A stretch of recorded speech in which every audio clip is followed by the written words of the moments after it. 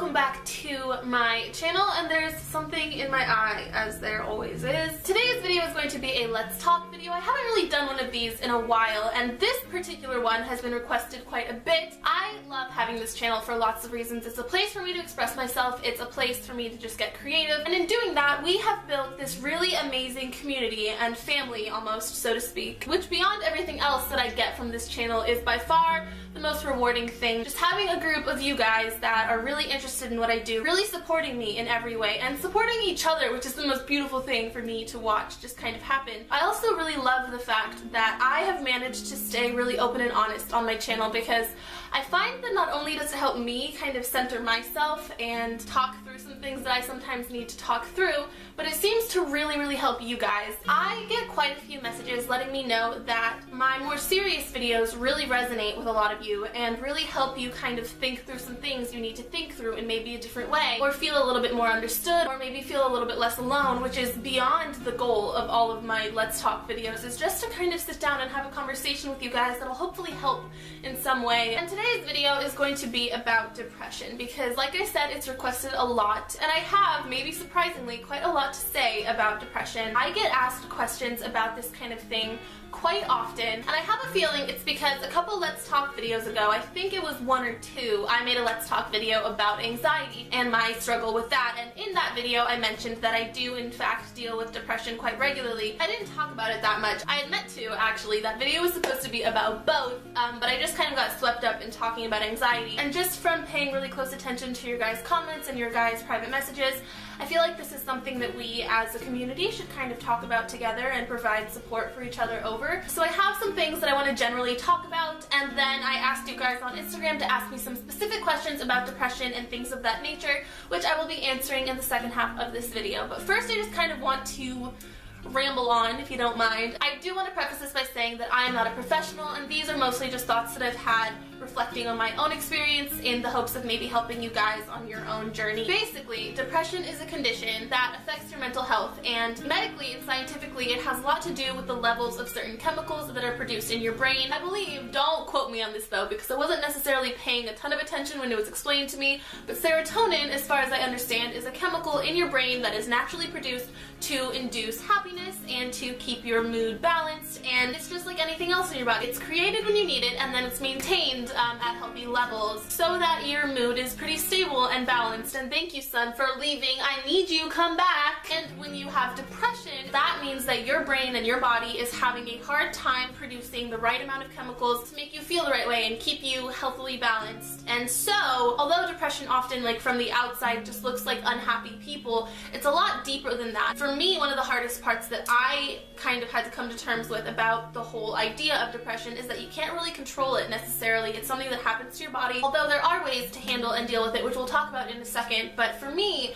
the idea that something is going on in my body that I'm not necessarily in control of is something that I don't deal with very well. It's part of the reason that panic attacks was such a struggle for me, because it's something that you don't control, they just happen. And depression is the same way. I personally have suffered with depression for quite a while, and it's not something I feel the need to go into extreme depth about. All that I will say is that I've dealt with it for a really long time, and it was very serious and is still something that I deal with to this day. So first of all, it makes you feel really bad. You just feel shitty all the time, and sometimes you don't even know why. It can make you really irritable. It can affect how much you eat. You can either overeat or undereat. You don't sleep right either. You're either sleeping too much or too little. For me, when I'm going through my bouts of depression, I don't sleep at all during the night. I just can't. It's not possible. And then I spend all day in bed just because I'm utterly exhausted and I just don't want to think. But it starts to take a physiological toll, meaning that your physical body starts to suffer as well because you're not eating well, you're not taking care of yourself. It's a very real thing is what I'm trying to get at. Depression is a really interesting condition because it's invisible, so it's not something that most people can identify just from looking at you, which makes it a really hard one to understand for people that haven't experienced it, and to not chalk it up to a really bad day, or to not call you a baby, or to not, you know, degrade you for having such raw and real emotions, because they might assume that it's within your control to manage them, and it just might not be. I think it's really important, and I said this in my anxiety video as well, which I'll also link down in the description box below in case you'd like to check that out. I think it's really important for anybody who has a voice at all to use that voice and just remind the world that it's okay to have these conversations. It's okay to talk about depression. It's okay to talk about mental health. It's okay to have questions even if you're not suffering with it on your own, and if you are suffering with it, that you're not alone. Depression is real and it happens and it's scary, and I know, and it's okay, and it's not something you have to feel ashamed about. It's not something that you have to feel defensive about. It's not something that you have to hide. It's not something that is permanent. It's not something that will never go away. It's not something that you have to deal with by yourself. It's not something that you have to be afraid of. It's not something that you can't have a life with, and you're really gonna be okay. I'm gonna walk you guys through some of the things that I've done to cope with it and deal with it in the healthiest way that I know how. But I'm gonna do that through some of your guys' questions, which I'm going to get into right now. I first of all want to say thank you so much for asking me as many questions as you guys did. I want to help as much as I can. Again, I'm not a professional, and one of my just general recommendations before we start the questions is to talk to a professional if you're feeling like you need to. I think there's a lot of stigma behind that, behind seeking professional help, as if it's some horrible thing to do,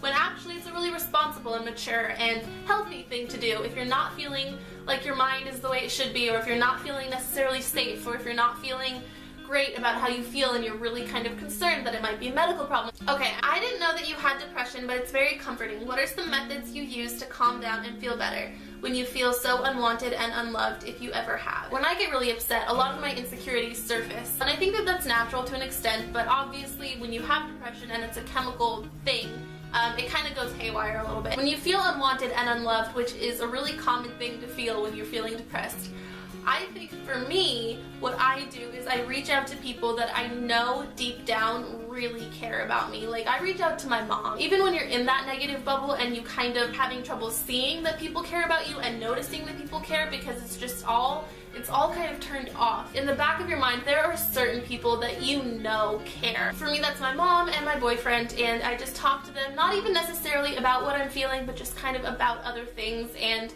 it takes your mind off of it a little bit. Also, I'll do something that makes me smile, and it's really, really hard when you're so drained emotionally and physically often too, to get up and do something. But I know that every one of us has that TV show that will make us laugh no matter what mood we're in. For me, that's Friends. I call people that I know love me even when it's hard to recognize that love and really feel it. I know that certain people really, really care, and I reach out to them, and then I watch Friends, because honestly, Friends fixes everything, let's just be real. But anything that makes you laugh, anything that makes you kind of takes your mind off of it a little bit. How do you deal with depression each day, and what do you do to make it not rule your life? I think that daily, and obviously depression affects people differently, I need to be doing things, because if I'm just sitting in my bed, my mind will wander to places that aren't really positive. But if I manage to keep myself active and engaged, it's a lot easier for me to kind of pull out of that. So for me, I just stay as busy as I possibly can, even if that's just cleaning up around the house or making an obscene amount of rice packs, which is what I do when I feel myself getting fidgety or anxious or like negatively overwhelmed. I just sit down and I sew bags of fabric and I fill them up with rice, because I am weird and also get cold very often, so I just like to make them, because you can put them in the microwave for like 3 minutes and then they're just really warm for like 45, and it's great. Do you know any good tips on tackling anxiety? I do actually. I made a whole video about them. Again, it's linked down in the description box below. Sorry, my ankle is itching a lot. One tip that is really, really odd that most people don't know is that if you're feeling really anxious or you're feeling like you're about to have a panic attack, if you hold ice cubes in the palm of your hand, it really calms you down. Can someone have depression and anxiety at the same time? Yes. I know you can have them independently. I know a lot of people who do, but in a lot of cases they kind of feed off of each other. My sister has depression. She's had it for about 6 months, and she's always really sad. She stops eating and has to take medication for it. I know there's not much I can do, but I was wondering, if you've had it before, what can I say to her / do to make her feel better or okay? What made you happy? How can I help her, even if it's in the slightest? First of all, that is a really sweet question, and it's something that I think people need to think about more often. It's not just about having depression, it's about dealing with other people who might have it in the best way possible. I would just let your sister know that you care.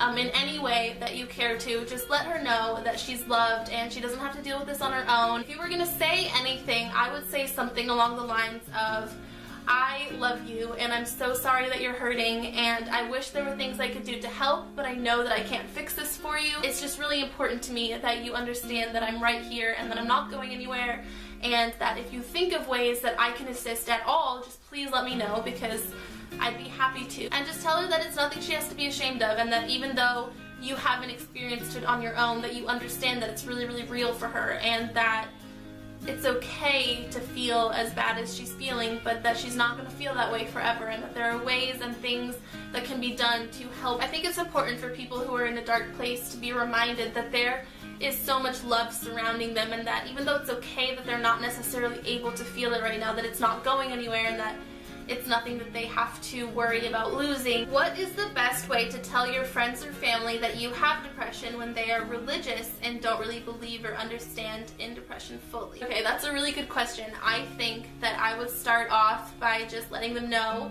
that you've been having a really, really hard time, and that there's a medical diagnosis, and if you want to, kind of explain the facts, explain the chemicals in the brain. Do research on it before you do, though, because I'm not sure how much of what I said is factually accurate, but just kind of let them know that it's a real thing and a lot of people deal with it, and it's okay if they don't believe in it. They just have to believe in you and trust that you're really not doing well, and that you kind of need some extra support, and that the first thing that they can do to support you and the fact that you're not feeling like yourself and overwhelmingly negative is to just believe you and to do their best to understand. So that's it for your guys' questions. I have a few closing thoughts that I want to just run through for a second. First thing I want to say is that even though depression is really real, it is something that's completely manageable. There are so many things that you can do to make it easier to live with and to kind of work towards a life without it, if that makes sense. Like I mentioned earlier, there are always the options of medication and therapy. It's nothing to feel pressured into, but it's there and it's an option, and it's a resource that you should never feel ashamed to make the most of. Diet and exercise impact your mental health more than I can put into words. I think I'll be honest and say that the fact that I have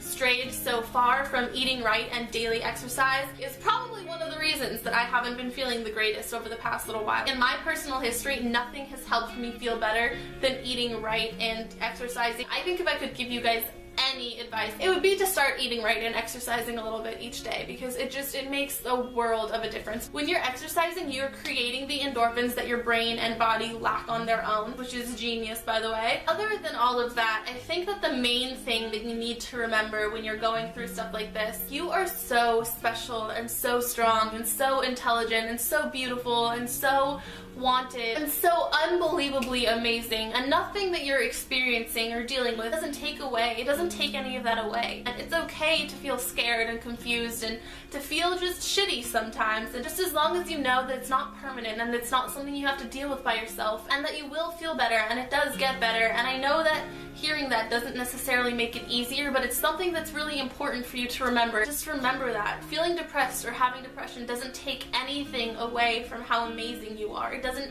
change any of that. It doesn't make you any less of a person. It makes you an even stronger person, because you're dealing with all of these things that a lot of people don't necessarily understand, and you're still managing to be as beautiful and as spectacular as you are, and that's really special. With all of that said, I have been talking for over an hour now, which is ridiculous, but I had a lot to say, and I'm really hoping that this video helps one or two of you out there. If it did, please let me know down below in the comments so I know that these are kinds of things that you want to hear me talk about. If it didn't, also feel free to let me know. I really want to know what you guys are thinking. So that's it for this video. I hope you guys enjoyed it, and I will see you on Friday with another video. Bye!